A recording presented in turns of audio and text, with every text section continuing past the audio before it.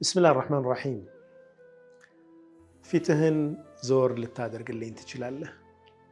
የበድር ዘመቻ ሐምዛ የነበራቸው ሚና የማይተካ ነበር። ሐምዛ ረዲየላሁ ዐንሁ የነቢዩ ዓለይሂ ሰላቱ ወሰላም መከታ፣ ያጎታቸው ልጅ፣ የጥቢ ወንድማቸው ናቸው።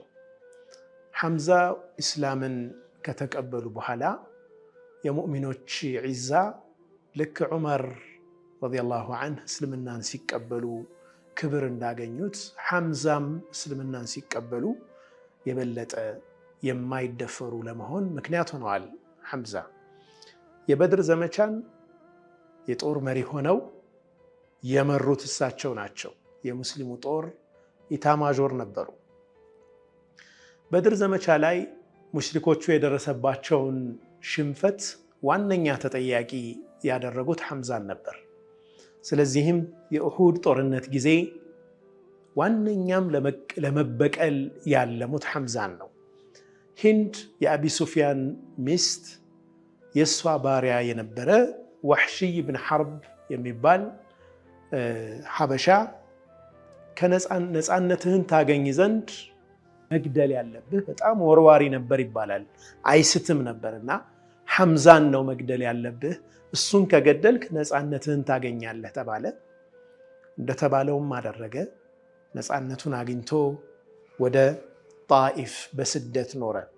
ነቢዩ ዓለይሂ ሰላቱ ወሰላም የሐምዛ ሞት፣ የሐምዛ ሸሂድ መሆን እጅግ በጣም አሳዝኗቸዋል። በእርግጥም ኡሁድ ላይ 70 ሰሓቦቻቸው እንደነ ሙስዓብ ብን ዑመይርም ሌሎችም ትልልቅ ሰሓቦቻቸው ሸሂድ ሆነዋል። ነቢዩ ሰለላሁ ዐለይሂ ወሰለም ግን የሐምዛን በተለየ መልኩ የሚያዩበት ምክንያት በሐምዛ አካል ላይም ግፍ ተፈጽሞ ነበር። ነቢዩ ሰለላሁ ዐለይሂ ወሰለም በዛ ሐዘን ውስጥ ነው ያሉት። ሰው ናቸው እንደኛው፣ ውስጣቸው ይጎዳል፣ ያዝናሉ። ሰብአዊ የሆነ ማንነታቸው ነቢይ ስለሆኑ የሚቀር አይደለም።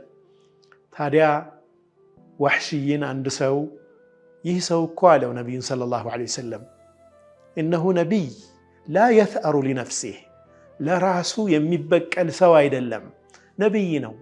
አንተ እስልምናን ተቀብለህ እሱ ጋር ከሄድክ ይቅርታ ያደርግልሃል፣ አይበቀልህም አለው። ወደ ነቢዩ ዓለይሂ ሰላቱ ወሰላም ወሕሺይ አመራ። አንተ ወሕሺይ አሉት። አዎ እኔ ወሕሺይ ነኝ አላቸው። አንተ አለዚ ቀተልተ ሐምዛ፣ አንተ ነህ እንዴ ሐምዛን የገደልከው አሉት። ወሕሺይም አዎ ያው ጉዳዩ አንተ እንደምታውቀው ቀድ ካነ ሚነል አምሪ ማ በለገክ፣ ጉዳዩ እንደደረሰህ ነው የሆነው፣ ዜናው እሱ ነው። አሁን እኔ ነኝ የገደልኩት። ወቀድ ጂእቱ አሽሀዱ አን ላ ኢላሃ ኢለላህ ወአነከ ረሱሉላህ፣ አሁን ደግሞ አምኜ ወደ አንተ መጥቻለሁ፣ ከአላህ ውጭ ሌላ አምላክ የለም፣ አንተም የአላህ መልእክተኛ ነህ አላቸው።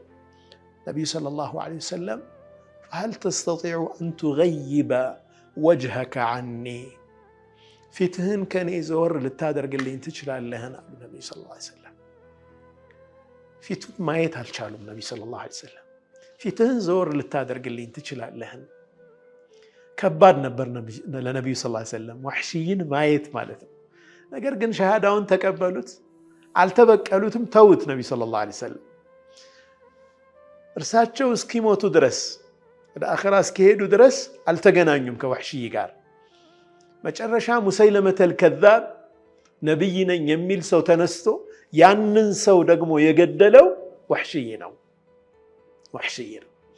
በእስልምና ትልቅን ሰው ገድያለሁ፣ እስልምና ውስጥ ያለን ሐምዛን ያክል ትልቅ ሰው በጦር ወግቼ ገድያለሁ፣ እስልምናን ተቀብዬ ደግሞ በሐሰት ነቢይ ነኝ የሚልን ሌላን ሰው ደግሞ እንደዚሁ አድርጌያለሁ ይላል። ዋናው ነጥቤ ነቢዩ ዓለይሂ ሰላቱ ወሰላም ሰው ናቸው፣ ይሰማቸዋል። ያን ስሜታቸውን እባክህን ፊትህን ዘወር አድርግልኝ፣ የሐምዛን ገዳይ ማየት አልችልም፣ ግን ሊበቀሉት ደግሞ አልፈቀዱም። ይችላሉ፣ አቅሙ አላቸው። በዛ ሰዓት እስልምናን የተቀበለ በጣም በርካታ ህዝብ ያለበትና የራሳቸው ስርዓት የገነቡበት ነው። ግን አልተበቀሉትም። ነገር ግን ሊያዩት ደግሞ አልቻሉም። በህይወታችን እጅግ በጣም የምንጎዳባቸው አጋጣሚዎች ይኖራሉ። ውስጣችን የሰበሩ ክስተቶች ይኖራሉ። በተለይም የቅርብ ሰዎቻችን ክህደት ፈጽመውብን ውስጣችን ርርድብን ብሎ ውስጣችን ቁርጥ የሚልበት ክስተት ይኖራል። ነገር ግን ያ ወደ ሌላ ግፍ አይመራንም። ምናልባትም ሰዎቹን ይቅር ልንላቸው እንችላለን፣ ልናቅፋቸው ግን አንችልም ይሆናል። እንዲህ አይነት አጋጣሚዎች ይኖራሉ። ቶልስቶይ ነበር ይህንን ያለው። ሰዎች ያንተ ቅርብ ሰዎች ሲክዱ ይቅር ትላቸው ይሆናል፣ ግን እጅህን የመቆረጥ ያክል ስለሆነ ያ ክህደት ልታቅፋቸው ግን አትችልም፣ እጅህ የለም ይላል። አብረን በምንኖርበት ጊዜ ሰዎች ጋር እንዲህ አይነት ነገሮች ይፈጠራሉ። ሰዎችንም እንረዳቸው። ይቅር ካልክ ምን ችግር አለ? ለምን እንደ ድሮ አትሆንም ልንለው አንችልም። ውስጡ በጣም ከተጎዳ ይቅር ብሎም እርቀቱን ሊጠብቅ ይችል ይሆናል አንድ ሰው። በዛ አይነት መንገድም ህይወትን ማየት ይገባል። ሰዎች የማይችሉትን እንዲሸከሙ ማዘዝ የለብንም፣ ወይም የማይችሉትን እንዲሸከሙ መጠየቅ የለብንም። ይቅር ብሎ ቀልብንም ትቶ ወደዛ ለመሄድ የማያስችል ያክል በደል ሊሆን ይችላል የተፈጸመባቸው። ያን መገንዘብ እጅግ ጠቃሚ ነው። ተበድለናል ብለን ደግሞ ድንበር አልፈን በሰዎች ላይ በቀል መፈጸምም ደግሞ አግባብ አይደለም።